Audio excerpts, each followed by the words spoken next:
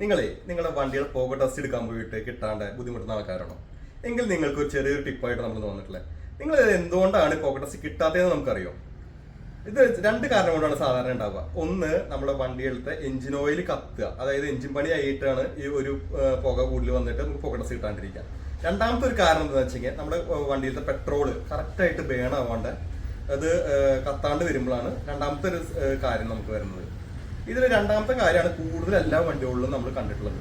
കാരണം കറക്റ്റായിട്ട് നമ്മൾ ഒഴിക്കുന്ന പെട്രോൾ, വണ്ടിയിൽ ഒഴിക്കുന്ന പെട്രോള് ബേൺ ആവാണ്ട് പുകയായിട്ട് നമ്മുടെ സയൻസിൽ കൂടെ വരുമ്പോഴാണ് നമുക്ക് പോക്കറ്റ് ടെസ്റ്റ് കിട്ടാണ്ടാവുന്നത്. ഇതിന് നമുക്കൊരു ചെറിയൊരു ടിപ്പ് ഉണ്ട് റെഡിയാക്കാനായിട്ട്. ഇത് മോട്ടോറിന്റെ ഫ്യൂവൽ സിസ്റ്റം ക്ലീനറാണ്.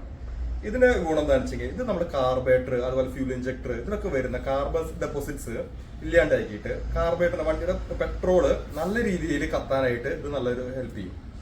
ഇതിനെ എങ്ങനെ ഉപയോഗിക്കാന്നുള്ളത് അറിയണ്ടേ? ഇത് സിമ്പിൾ പരിപാടിയാണ്. അതായത് 5 ലിറ്റർ പെട്രോളിൽ ഈ 50 ml ഫ്യൂൽ സിസ്റ്റം ക്ലീനർ നമ്മൾ ആഡ് ചെയ്യുക, അത് പെട്രോളിന്റെ കൂടെ.